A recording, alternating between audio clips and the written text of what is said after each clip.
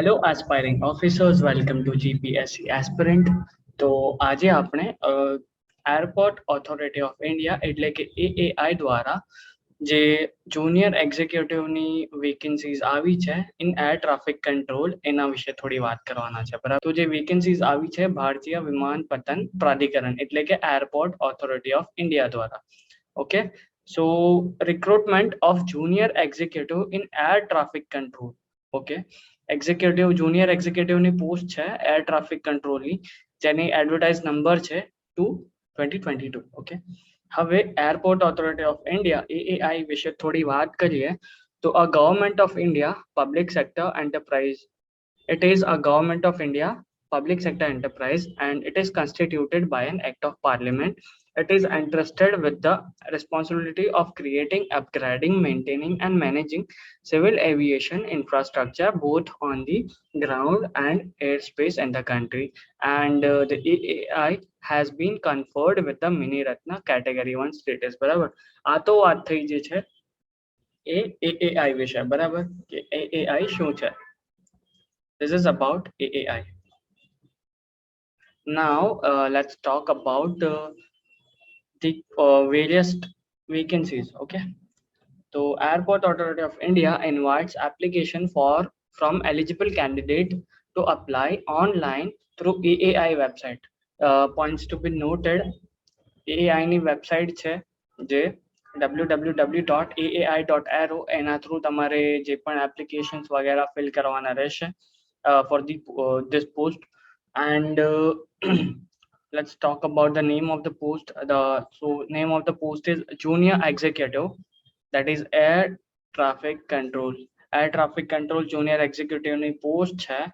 and minimum educational qualification ની વાત કરીએ તો you should have full-time regular bachelor's degree in 3 years in science, that is if you have BSc with physics or mathematics you can definitely apply for this job. Okay, and or else if you have full-time regular bachelor's degree in engineering, એટલે કે તમારી પાસે BE bachelor of એન્જિનિયરિંગની degree હોય કોઈ પણ ડિસિપ્લિનમાં, એવું કોઈ બેરિયર નથી કે પર્ટિક્યુલર સિવિલ એન્જિનિયરિંગ હોય અથવા તો કમ્પ્યુટર એન્જિનિયરિંગ હોય અથવા તો મેકેનિકલ એન્જિનિયરિંગ હોય, તમે કોઈ પણ એન્જિનિયરિંગ બ્રાન્ચના સ્ટુડન્ટ છો, તમારી પાસે બેચલર ડિગ્રી છે, you can definitely apply for this post. Okay, but one basic condition is that physics and mathematics should be subject in any one of the semester curriculum. એટલે કે physics અથવા mathematics આ બે subject જે છે એ તમારે તમારા કરિક્યુલમ એટલે કોઈ પણ સેમેસ્ટરમાં હોવા જોઈએ, બરાબર। now the candidate shall have minimum proficiency in, હવે લેંગ્વેજ બેરિયરની વાત કરીએ, કેન્ડિડેટ શાલ have minimum proficiency in both spoken and writing English on the level of 10+2 standard, એટલે કે તમારે 12મા ધોરણ સુધીની પ્રોફિશિયન્સી હોવી જોઈએ ઇંગ્લિશ લખવામાં એન્ડ બોલવામાં। ઓકે, એન્ડ એક્સપિરિયન્સની વાત કરીએ તો કોઈ એક્સપિરિયન્સ એસેન્શિયલ નથી, not essential. now let's talk about number of vacancies. Okay, now let's talk about categories of disabled suitable for the job. Okay, and so agar you are acid attack victim, then you can apply for the job, but તમારી પાસે medical standard required હોવા જરૂરી છે as per the ATC, that without your major restriction in muscle movement. Okay, એટલે કે તમારે અગર you are acid attack victim but you have the proper qualifications without any major restriction in muscle movement, as per ATC license you can apply for the job. and physical requirements માટે જે abbreviations આપ્યા છે SST BNH CRWSE MF, આ અગર તમને સમજ ના આવે તો તમે નીચે સ્ક્રોલ આઉટ કરીને જોઈ શકો છો કે S for sitting, ST for standing, BN for bending, H for hearing, C for communication, RW for reading and writing, SE for seeing, and MF for manipulation by fingers. Okay, આ જે છે abbreviations use કર્યા છે ઉપરના ટેબલમાં. and EWS is used for economically weaker section and NCL for non-criminal layer. and let's talk about number of vacancies. Total કેટલી number of vacancies છે તો total 400 એટલે કે 400 vacancies છે, જેમાંથી આપણે category wise number of vacancies જે છે એને કેટેગરી અથવા તો રિઝર્વેશન વાઇઝ ડિવાઇડ કરીએ તો યુઆર એટલે કે જનરલ માટે total 163 163 for general. EWS for that is for economically weaker section. There are 40 number of vacancies. OBC એટલે નોન ક્રિમિલિયર ધરાવતા હોય, OBC માં હોય એવા કેન્ડિડેટ જે છે એની પાસે એના માટે ટોટલ 108 વેકેન્સી છે. SC કેન્ડિડેટ્સ માટે 59, ST કેન્ડિડેટ માટે 30 એન્ડ PWD માટે ટોટલ 4 નંબર ઓફ વેકેન્સીઝ જે છે એ ફાળવવામાં આવી છે કેટેગરી વાઇઝ અગર આપણે ડિવાઇડ કરીએ તો. ઓકે, આ તો વાત થઈ number of vacancy that is 400. Total 400 જેટલી વેકેન્સીઝ છે એઆઈ માં junior એક્ઝિક્યુટિવની.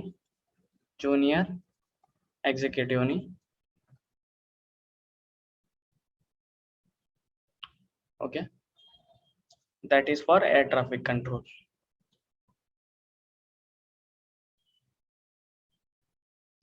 Now let's talk about further.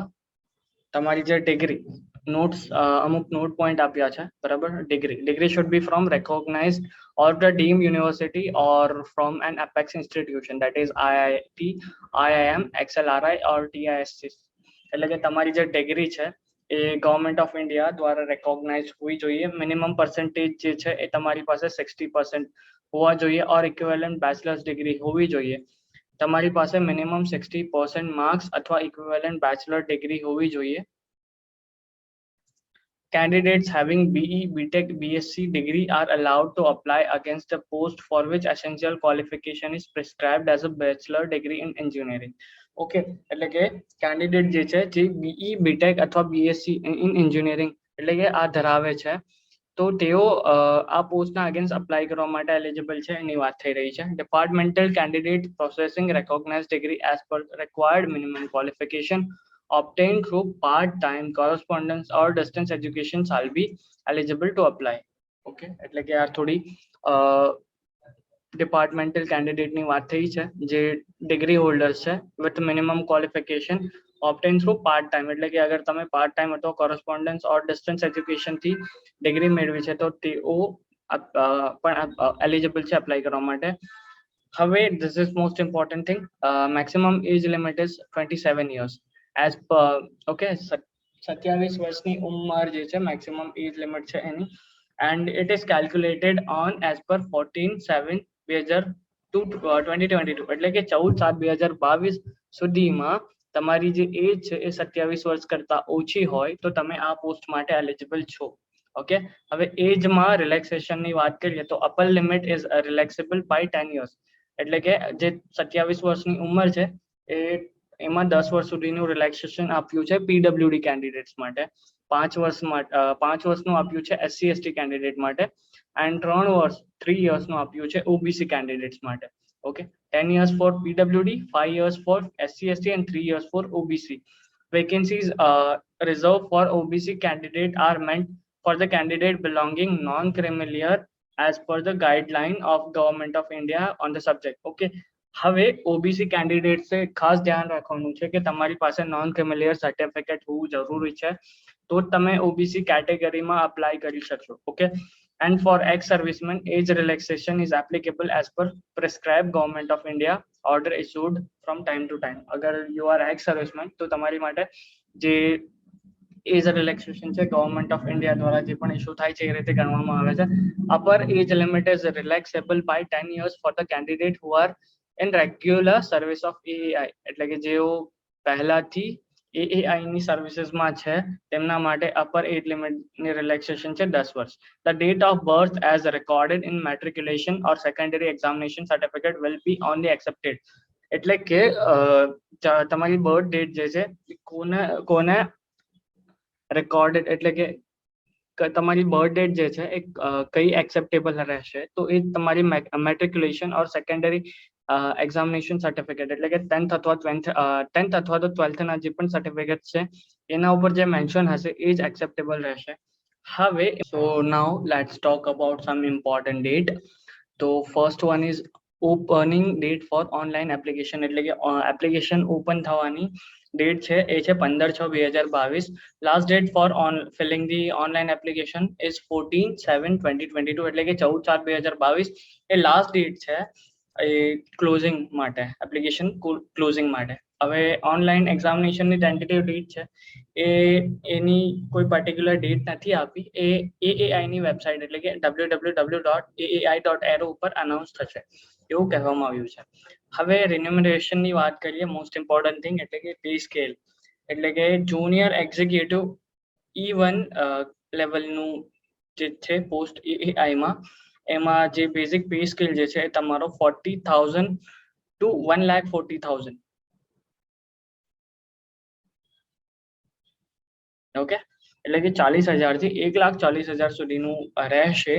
એમાં એમ્યુલમેન્ટ્સમાં ઘણા, એટલે કે સીપીએફ છે, ગ્રેટ્યુટી છે, after that social security scheme છે, મેડિકલ બેનિફિટ છે, એ બધું એડેડ છે. And annual CTC for the post of junior executive would be around 12 lakh rupees. એટલે કે તમારે annual CTC જે છે એ 12 લાખ રૂપિયા જેટલી થશે approximate. Now let's talk about important instruction. એ થોડું boost up કરીએ, થોડું ફટાફટ વાત કરીએ. તો first one is only Indian nationals can be apply for the post. એટલે કે if you are Indian then you can apply for the post, and if you are in final semester or the final year you can also apply for this post. And date of declaration of result or issuance of marks shall be deemed to the date of acquiring qualification, and there shall be no relaxation.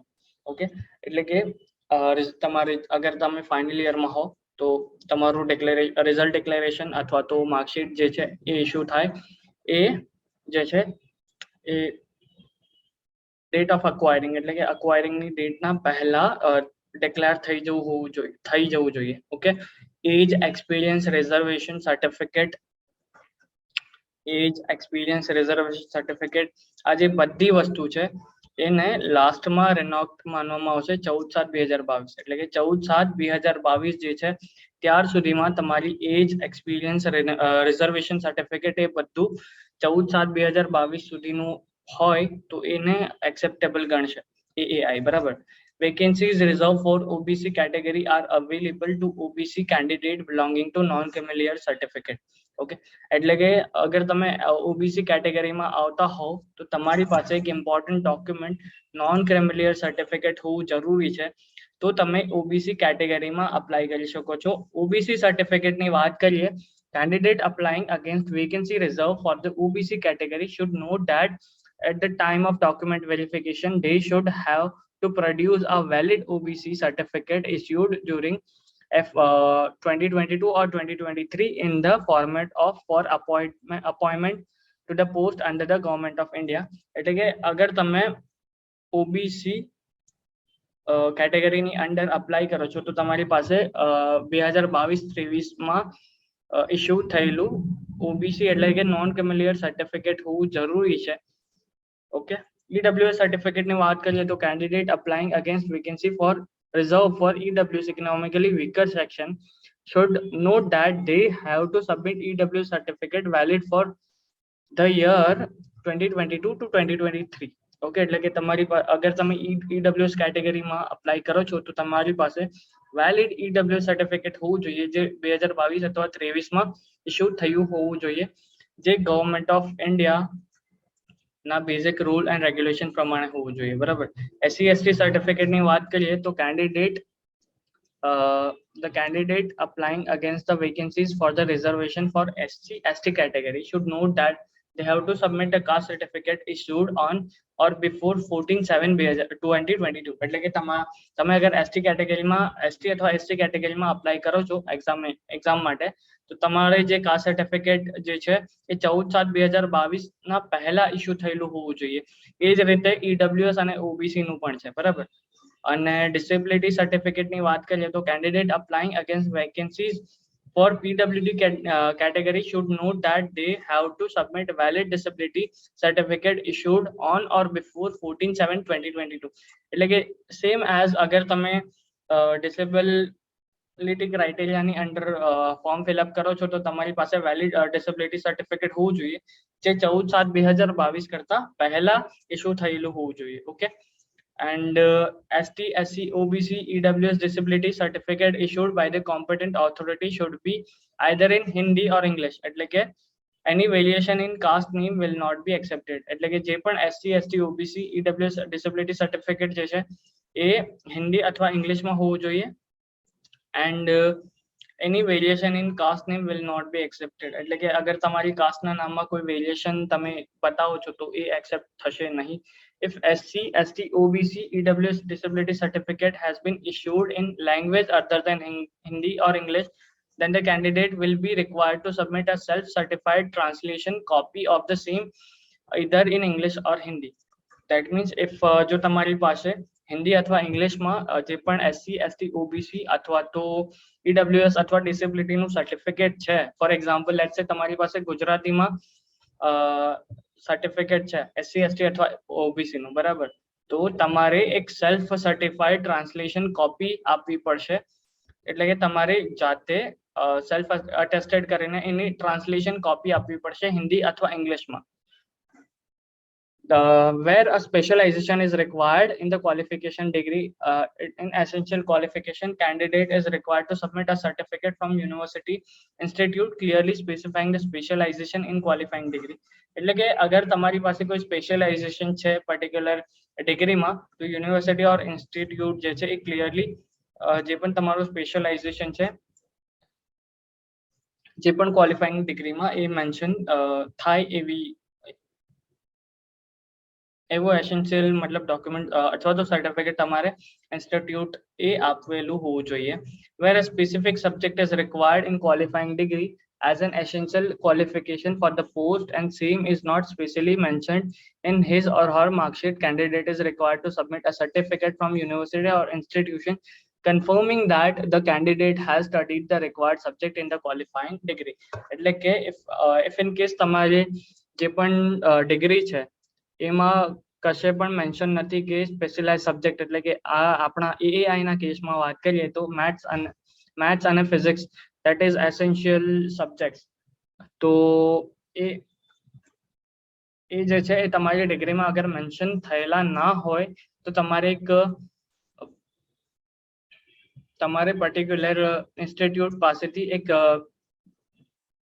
Certificate લખાવવું પડશે અથવા તો બનાવડાવવું પડશે કે જેમાં particular આ subject વિશે નામ સાથે મેન્શન કર્યું હોય કે આ સબ્જેક્ટ જે છે એ અંડર ધીસ ડિગ્રી અથવા બીએસસી અથવા તો બીઈ બેચલર ઓફ એન્જિનિયરિંગમાં આ સબ્જેક્ટ આવી ગયા છે. Okay, in case of integrated master's degree in engineering, candidate will have to produce a certificate at the time of documentation in support of profession graduate degree and statement of marks engineering issued by the institution. એટલે કે તમારે integrated masters ડિગ્રીના કેસમાં તમે અગર admission લીધું છે તો એવા સંજોગોમાં તમારે એક સર્ટિફિકેટ તમારી યુનિવર્સિટી ઓર ઇન્સ્ટિટ્યુશન પાસેથી બનાવડાવવું પડશે કે જે તમને ઇક્વિવેલન્ટ ગણાઈ શકે એક ગ્રેજ્યુએટ ડિગ્રીના બરાબર. Okay, the candidate must specifically indicate the percentage of marks obtained calculated to the nearest 2 decimal in the relevant of column of application where the percentage of marks is not awarded by the university in CGPA, OPGA, DGPA etc. is awarded, the same shall be converted in percentage. એટલે કે અગર તમારી પાસે કોઈ પણ તમારી ડિગ્રીમાં જેટલા પણ તમારા ક્વોલિફાઈંગ જીપીએ છે સીજીપીએ છે એને તમારે ઇક્વિવેલન્ટ પર્સન્ટેજમાં કન્વર્ટ કરવાના રહેશે અને એ તમારે at the filling of application એ માર્ક્સ તમારે ફિલ કરવા પડશે. Okay, rounding of the percentage of marks will not be accepted under any circumstances for consideration of the appointment. એટલે કે રાઉન્ડ ઓફ થયેલા પર્સન્ટેજ છે એને કન્સિડર નથી કરવામાં આવતા. ઇફ જો અગર તમારી પાસે 59.99% છે will be treated as less than 60%. એટલે કે એને 60% થી ઓછા જ ગણશે. એટલે કે રાઉન્ડ ઓફ નું કશે પણ એક્સેપ્ટેબિલિટી નથી, એ વસ્તુ ધ્યાનમાં રાખજો. In case of employees coming from PSUs, pay protection up to maximum of 3 increment in the form of personal pay will be given to all eligible employee who have been recruited in the EAI. એટલે કે particular if you are અગર તમે EAI માં પહેલાથી job કરો છો તો એમાં up to 3 increment જે છે ત્રણ increment pay protection તમને આપવામાં આવશે એની વાત થઈ છે.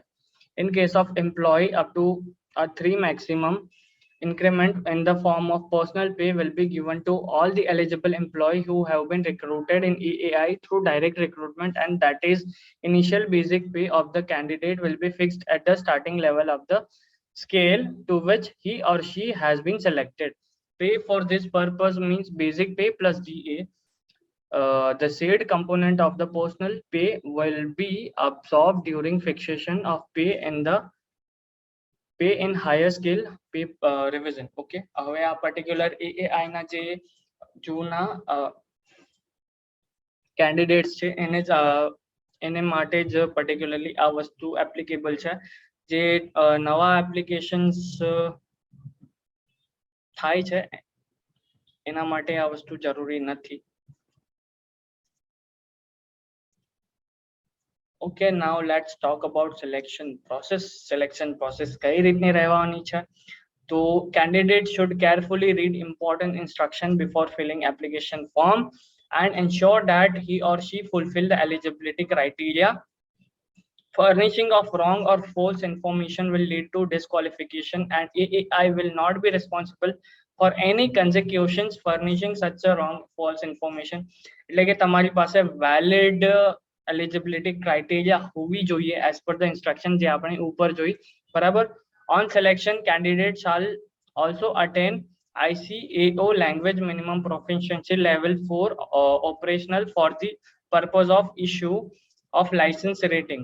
Okay, એટલે કે તમારે selection time ICAO language minimum proficiency level 4 operational જે છે એ તમારી લેવાની રહેશે, or above during the training his or her service are liable to terminate it. Okay, એટલે કે તમે select થાઓ તો level 4 ની English language માં proficiency લેવાની રહેશે, એ તમને training માં properly provide કરશે.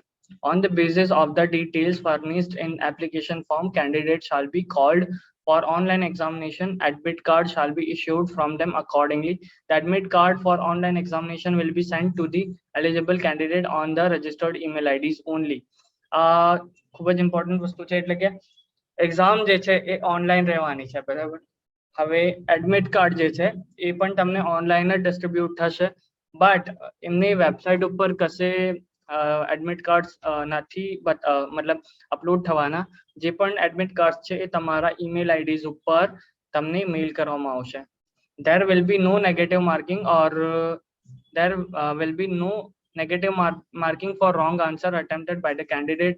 એક વસ્તુ ખૂબ જ ઇમ્પોર્ટન્ટ ધ્યાનમાં રાખવાની છે કે અહીં આ એક્ઝામિનેશનમાં નેગેટિવ માર્કિંગ નથી, એટલે કે આ ગેટ જેવી કોઈ કોમ્પિટિટિવ એક્ઝામમાં જે રીતે નેગેટિવ માર્કિંગ હોય છે એ વસ્તુ આમાં નથી. Okay, online examination will be followed by document verification, voice test and background verification.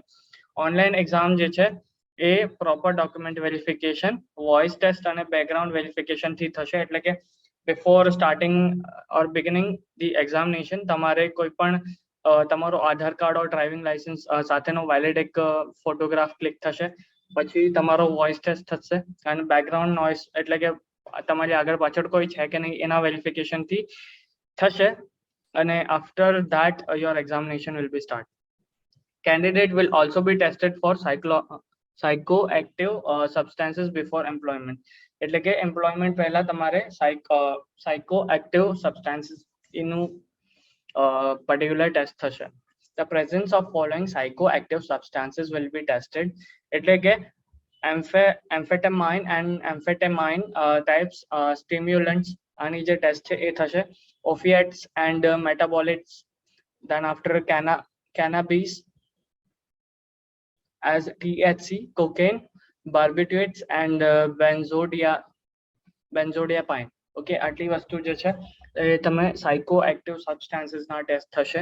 Candidate will be shortlisted on the basis of their performance in online examination and they will be called for document verification or voice test. એટલે candidate છે એ shortlist થશે online એક્ઝામિનેશનના basis ઉપર, and after that તમારે document verification and voice test માટે જવાનું છે. Roll numbers of the candidate shortlisted for document verification will be declared on AI website. એટલે કે અગર તમે એક્ઝામ ક્લિયર કરીને શોર્ટલિસ્ટ થાવ છો તો જે એઆઈ ની વેબસાઇટ છે એના ઉપર તમારા રોલ નંબર્સ ડિક્લેર થશે.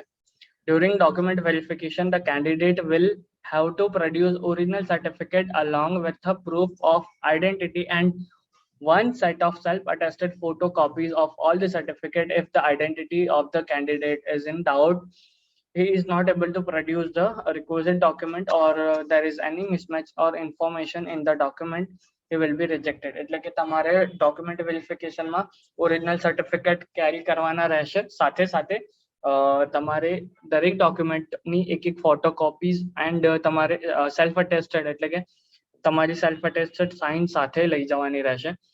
એન્ડ અગર કોઈ ડાઉટ થાય છે આ ડોક્યુમેન્ટ વેરિફિકેશનમાં તો તમારું જે કેન્ડિડેચર છે એ રિજેક્ટ પણ થઈ શકે છે.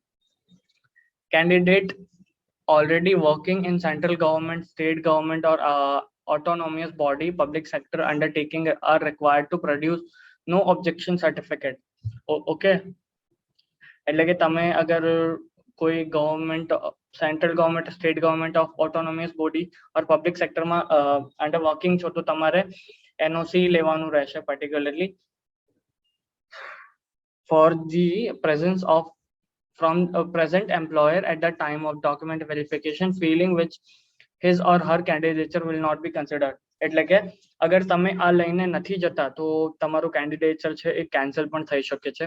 Other claims such as undertaking to resign in the event of selection, acknowledgement copy of applied NOC, registration letter, experience certificate, etc. shall not be considered in the place of NOC. એટલે કે NOC ના બદલામાં તમે કોઈક ઇવેન્ટનું selection અથવા તો acknowledgement copy છે, resignation letter છે, એ બધી વસ્તુ જે છે એ એને માન્ય ગણવામાં આવશે નહીં. તમારે પર્ટિક્યુલરલી એનઓસી લઈને જવાનું રહેશે. No objection certificate. The provisional selection of the candidate will be as per the merit list prepared on the basis of their performance in online examination, subjected to qualify the voice test and meeting all the eligibility criteria prescribed for the post, including testing for psychoactive substances and background verification. એટલે કે provisional તમારું જે provisional selection છે કેન્ડિડેટનું એ merit લિસ્ટના આધારે થશે. જે merit list કોના basis ઉપર બનશે? તમારી જે પણ ઓનલાઈન એક્ઝામ જે છે એ એન્ડ તમારી વોઇસ ટેસ્ટ અને particularly psychoactive substance test and background test એના હિસાબે જે પણ તમારી મેરિટ લિસ્ટ બનશે, પ્રોવિઝનલ મેરિટ લિસ્ટ, એના આધારે તમારી જે પણ સિલેક્શન પ્રોસેસ છે એ આગળ વધવાની છે. Roll numbers of the candidate provisionally selected for appointment will be declared on AAI website. એટલે કે provisionally selected candidate છે એની અપોઇન્ટમેન્ટ માટેના રોલ નંબર AAI વેબસાઇટ ઉપર ડિક્લેર થશે. Offer of appointment will be sent to provisionally selected candidate on the registered email ID only. એટલે કે appointment offer જે છે એ ઈમેલ આઈડી ઉપર સેન્ડ થઈ જશે જે પણ પ્રોવિઝનલ કેન્ડિડેટ સિલેક્ટ થયા છે એમના, માત્ર એમના. Offers of appointment will be assured only after completion of background verification process. એટલે કે તમારી બેકગ્રાઉન્ડ વેરિફિકેશન પ્રોસેસ કમ્પ્લીટ થશે ત્યારબાદ તમારે જે અપોઇન્ટમેન્ટ લેટર છે તમને આપવામાં આવશે. The selected candidate will have to undergo training during which they will be paid basic along with other admissible allowances. એટલે કે તમારે સિલેક્શન પછી એક ટ્રેનિંગ પ્રોસેસથી પાસ થવું પડશે જેમાં તમને બેઝિક તમારું પે છે અલાઉન્સીસને બાદ કરતા એ પે તમને આપવામાં આવશે. The selected candidate shall have to execute a surety bond for amount of rupees 7 lakh to serve Airport Authority of India during training and for a period of 3 years after completion of training. એટલે કે આ વસ્તુ શું કહે છે કે તમારે 7 લાખ રૂપિયાનો એક બોન્ડ સાઇન કરવાનો રહેશે એઆઈ જોડે during your training period. That 3 વર્ષ સુધી તમારે એઆઈ સાથે કામ કરવું પડશે. એ રીતનો મતલબ એક ગેરંટી છે, એ રીતની એક ગેરંટી છે 7 લાખ રૂપિયાનો બોન્ડ. ઇફ ઇન કેસ તમારે અગર વચ્ચે જોબ છોડવી છે તો તમારે 7 લાખ રૂપિયા એઆઈ ને આપવા પડશે. આ તમારે ધ્યાનમાં રાખવાની વાત છે. એટલે કે તમે કોઈક ઓપ્શન તરીકે આ જોબને વિચારતા હોવ તો આ વસ્તુ તમારે થોડી ધ્યાનમાં રાખવાની છે. Selection of candidates shall be provisional subject to verification of document relating to eligibility criteria, character and background check, caste certificate, other backward classes certificate, EWS certificate and other documents submitted by the candidate is also subjected to meet his or her meeting the requisite medical standards for the post and other requirement of the applicable for the appointment under the rule of AAI. એટલે કે selection જે પણ કેન્ડિડેટનું selection થાય છે provisional merit લિસ્ટના આધારે એનું જે document verification છે, એલિજિબિલિટી ક્રાઇટેરિયા, કેરેક્ટર એ વગેરે બધું ચેક થશે અને એના આધારે એઆઈ જે છે એ અપોઇન્ટમેન્ટ લેટર્સ આપશે. Selected candidate will be liable to posted anywhere in the India. આ વસ્તુ ખાસ ધ્યાનમાં રાખજો કે સિલેક્ટેડ કેન્ડિડેટ છે ઇન્ડિયામાં કશે પણ પોસ્ટ થઈ શકે છે.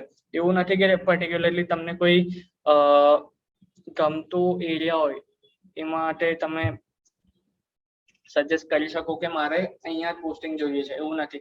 તમને ઇન્ડિયામાં કશે પણ પોસ્ટિંગ મળશે. Okay, and these are some action against misconduct. એટલે કયા પ્રકારના actions થઈ શકે છે. and let's talk about important thing. હવે apply કઈ રીતે કરવું? Before applying the post, candidate should ensure that he or she fulfill the eligibility criteria and other norms mentioned in the advertisement. એટલે કે તમારે પાસે પ્રોપર એલિજિબિલિટી ક્રાઇટેરિયા હોવા જોઈએ આ પોસ્ટ માટે એપ્લાય કરવા માટે. Furnishing of wrong information will be disqualification and AAI will not responsible for any consequences of furnishing such wrong information. એટલે કે તમે ફોલ્સ ઇન્ફોર્મેશન થી અપ્લાય કરો છો તો તમે ડિસ્કોલિફાય થવાનો છો અલ્ટિમેટલી. એટલે કે અગર તમે આ જોબ માટે ક્વોલિફાય નથી તો પ્લીઝ અપ્લાય ના કરતા. Candidate R advised to read following instruction carefully before applying online and also all the instructions given on the main instruction page of the online application. એટલે કે આ જે instructions છે એ ઓનલાઈન એપ્લિકેશન તમે કરશો ત્યારે એના પહેલા પેજ ઉપર બધા જ ઇન્સ્ટ્રક્શન્સ મેન્શન રહેશે. એ તમારે પ્રોપરલી વાંચીને જ જે ઓનલાઈન એપ્લિકેશન પ્રોસેસ છે એનામાં આગળ વધવાનું છે. આ તો વાત છે ઓનલાઈન એપ્લિકેશનના ટાઈમની. એ તમારે આ બધા જે ઇન્સ્ટ્રક્શન્સ છે એ પહેલા પેજ ઉપર તમને મળી જ રહેશે. એટલે હું આના વિશે એટલું ડીપલી વાત નથી કરતો અને આગળ વધું છું. એપ્લિકેશન ફીસ છે પર્ટિક્યુલરલી આ એક્ઝામિનેશન માટે કઈ રીતની છે તો એપ્લિકેશન ફીસ ઓફ 1000 રૂપીઝ એટલે કે 1000 રૂપિયા જે છે is to be paid by the candidate. ST/SC female candidate have to pay only 81 rupees. Okay, અગર તમે જનરલ કેટેગરી EWS અથવા OBC કેટેગરીમાં આવો છો તો તમારે 1000 રૂપીઝ પે કરવાના રહેશે. And if you are SC, ST or female candidate તમારે 81 રૂપીઝ પે કરવાના છે ખાલી. However, PWD and apprentice who have successfully completed 1 year apprentice in AAI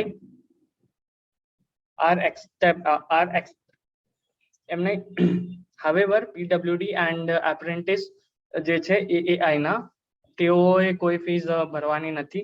fees is to be paid through online mode only. એટલે કે તમારે fees જે છે online મોડમાં જ પે કરવાની છે. The application form is integrated with the payment gateway and the payment process can be completed by the following instruction. Application form જે છે એ પેમેન્ટ ગેટવે જોડે ઇન્ટિગ્રેટેડ છે એન્ડ તમારે આ પ્રોસેસ ફોલો કરવાની છે પેમેન્ટ પહેલા. On clicking submit button the candidate will be navigated to SBI or MOPS payment portal. આ તો થઈ પેમેન્ટની વાત જે તમારે ફોર્મ ફિલિંગ વખતે ધ્યાનમાં રાખવાની છે. ઓકે, હવે આગળ વધીએ. Instruction regarding scanning of photograph and signature. એટલે કે તમારે પર્ટિક્યુલરલી આ જે એક્ઝામ છે એના માટે ફોર્મ ફિલિંગ કરશો ત્યારે તમને ફોટોગ્રાફ એન્ડ ઇમેજની સિગ્નેચરની ઇમેજની જરૂર પડશે. તો એના કંઈક બેઝિક ક્રાઇટેરિયાઝ આપ્યા છે. તો ફોટોગ્રાફની વાત કરીએ તો photograph must be a recent passport size photograph not more than 3 month old. એટલે કે 3 મહિનાથી વધારે જૂનો ફોટો ના હોવો જોઈએ. And photograph in cap, hat or dark glasses will not be acceptable. એટલે કે તમારે ચશ્મા અથવા તો ટોપીઓમાં જે પણ પાસપોર્ટ સાઇઝ ફોટોઝ હશે એક્સેપ્ટેબલ નહીં ગણાશે. Religious headwear is allowed but it must not cover your face. એટલે કે અગર રિલિજિયસ હેડવેર છે તો એ અલાઉડ છે, બટ એ તમારા પૂરેપૂરા ફેસને કવર ના કરતું હોવું જોઈએ. Size of the scanned photograph file should be between 20 KB to 50 KB. એટલે કે 50 KB થી 20 KB ના અંદર તમારે ફોટોગ્રાફની સાઇઝ હોવી જોઈએ. એન્ડ ડિમેન્શન્સ જે છે એ 200 બાય 230 પિક્સલ્સ હોવા જોઈએ. સિગ્નેચર માટે પણ અમુક ક્રાઇટેરિયાઝ આપ્યા છે. જે application has to sign white paper with black ink pen. એટલે કે તમારે વ્હાઇટ પેપર ઉપર સિગ્નેચર કરવાની છે બ્લેક ઇંક જોડે. And the size of the signature file should be between 10 KB to 20 KB dimensions, that is 140 by 60 pixels, that is preferred. Okay. આ વાત થઈ થોડા ઇમ્પોર્ટન્ટ ઇન્સ્ટ્રક્શન્સની. આ ઉપરાંત બીજા થોડા જનરલ ઇન્સ્ટ્રક્શન્સ પણ આપ્યા છે જે તમે જોઈ શકો છો. તમે સ્ક્રીનશોટ લઈ શકો છો અગર તમારે વાંચવા હોય તો. આ જનરલ ઇન્સ્ટ્રક્શન્સ હું સારી રીતે તમને એક્સપ્લેન નથી કરતો, તમે એકવાર તમારી રીતે વાંચી લેજો.